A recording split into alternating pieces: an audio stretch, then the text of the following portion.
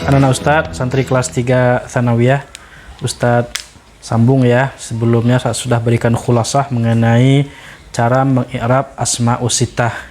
Gampangnya begini, kita harus kenal dulu asma'us sittah itu berapa. Ini loh asma'us sittah, tentu 6 ya, sittah 6. Abun, akhun, hamun, hanun, fu, dhu ya.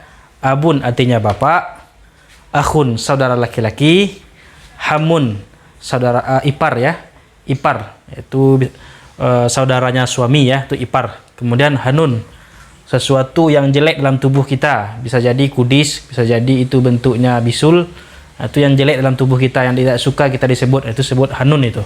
Kemudian fu artinya mulut, kemudian dhu artinya orang yang memiliki atau si pemilik. Tentu ini punya i'rab tersendiri. Biasanya kalau isim mufrad, kalau abun saja seperti ini jelas nih, di'irabkan dengan harkat dhammah sebagai rafa. Kalau dia nasab jadi aban, kalau dia khafat menjadi abin. Ketika dia diidafatkan kepada sebuah isim mufrad, selama tidak ia mutakalim, maka dia di'irabkan rafa dengan huruf. Ada hurufnya waw, ada hurufnya alif, ada hurufnya ya. Ketika dia rafa, diidafatkan kepada sebuah isim mufrad, katakanlah isim dhamir, kita buat abuka, bapakmu. Abuka, harus ada wawnya. Tidak boleh abuka seperti ini. Salah ini. Ya, harus ada wawnya. Abuka. Dengan apa dia diirabkan? Dengan huruf waw sebagai tanda rafa. Bila abuka menjadi fa'il, abuka menjadi naibul fa'il, abuka menjadi mubtada, abuka menjadi khabar, keempat-empat itu posisinya kan marfu' ya. Baik fa'il, naibul fa'il, mubtada, khabar itu marfu'. Dengan apa rafa'nya? Dengan waw. Ya, dengan waw. Kemudian akhun tentu menjadi akhuka. Ada wawnya. Waw ini tanda rafa'. Hamun, hamuka. Iparmu, hamuka, wow sebagai tanda rafa. Hanun, hanuka. Boleh hu, boleh ki, boleh kum, tidak masalah. Yang penting di belakangnya ada mudhafun ilaih. Boleh isim dhamir abuka. Kalau dia masih zaid, abu zaidin, akhu zaidin, hamu zaidin, hanu zaidin. Kalau dia laki-laki, abuhu, akhuhu, hamuhu, hanuhu. Kalau dia perempuan, abuha, akhuha, hamuha, hanuha. Seperti itu ya. Yang penting ada mudhafun ilaihnya. Selama mudhafun ilaihnya bukan ya mutakallim. Lanjut, fu, mulutmu. Kalau mulutnya perempuan, fu, fuka atau fuki. Kalau dia perempuan. Dhu, orang memiliki. Memiliki apa? Tentu ada sesuatu yang dimilikinya. Memiliki ilmu contohnya. Dhu ilmin.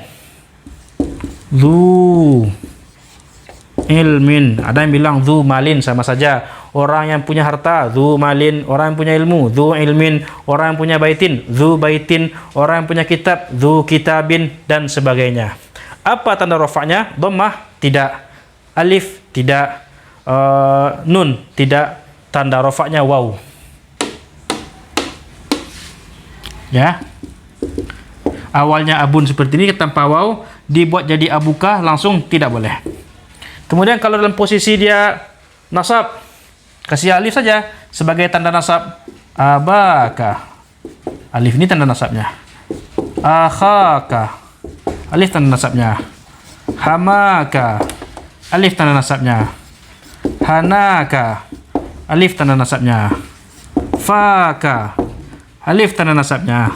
Dha ilmin, alif, alif, alif, alif, alif, alif sebagai tanda nasabnya.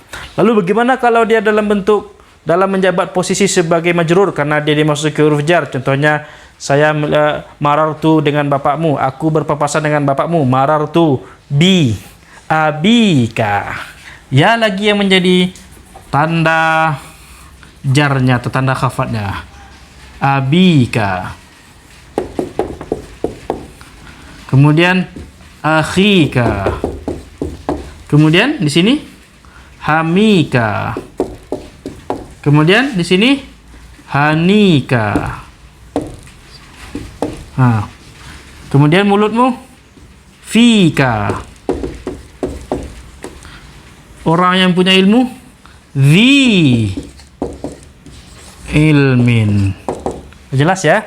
Jadi asmaus sittah diirabkan bukan dengan harkat, bukan dengan dhammah, bukan dengan fathah, bukan dengan kasrah, tetapi dengan huruf. Apa hurufnya? Ketika rafa dengan waw, ketika nasab dengan alif, nih. Dan ketika khafat atau majrur dengan huruf ya. Ya inilah yang menjadi tanda khafatnya. Waw inilah yang menjadi tanda rafa'nya. Alif inilah yang menjadi tanda nasabnya. Inilah syarat yang harus dipenuhi untuk menjadi isim sittah atau asma'us sittah, isim-isim yang 6 bisa di'irab dengan huruf. Yang pertama, kaunuhu mudhafah. Dia harus diidofatkan. Dalam hal ini diidofatkan kepada isim dhamir ka. Saya tidak mau ini Ustaz, saya maunya ha, boleh abiha. Atau saya maunya kum, abikum, boleh.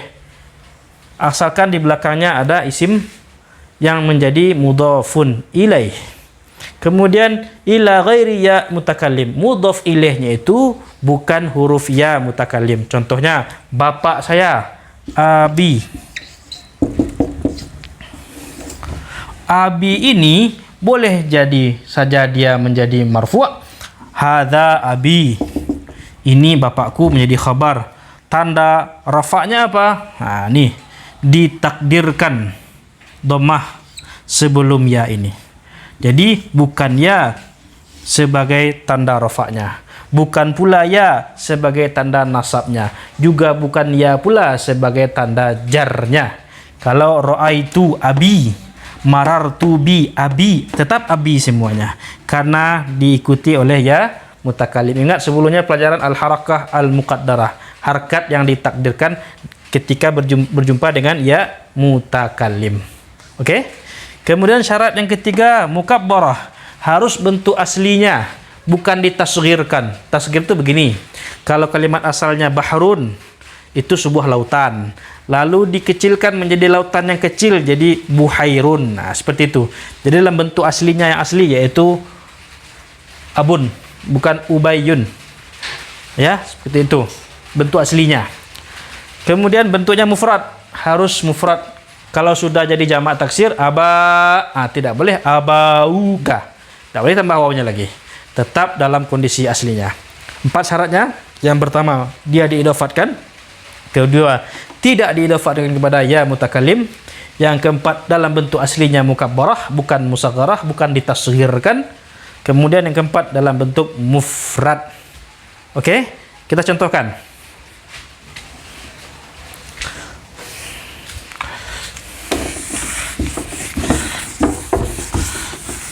Saya melihat orang yang berilmu. Ayo kita lihat. Ra'aitu. Dzi atau dza? Yang jelas ilmun di sini. Ilmin menjadi mudhafun ilaih, harus majrur. Ilmin. Mau dipakai dzi atau dza? Ingat kalau ra'aitu fi'il.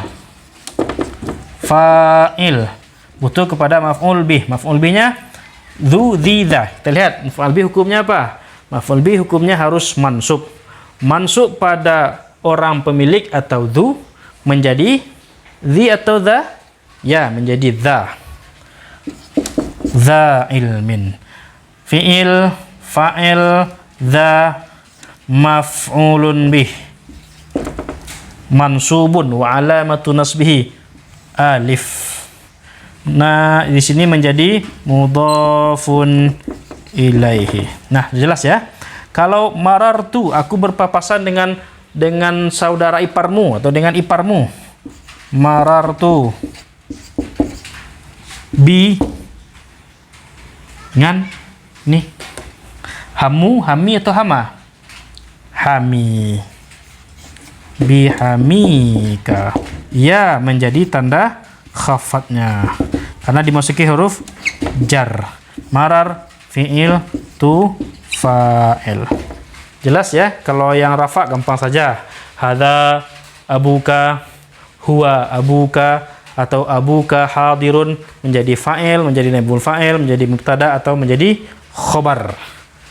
Nah, pelajaran ini Anda ulangi, Anda simak lagi sampai paham, dan insya Allah kita lanjutkan pada pembahasan yang berikutnya, yaitu mulhaq jamak mudzakkar salim. Assalamualaikum warahmatullahi wabarakatuh.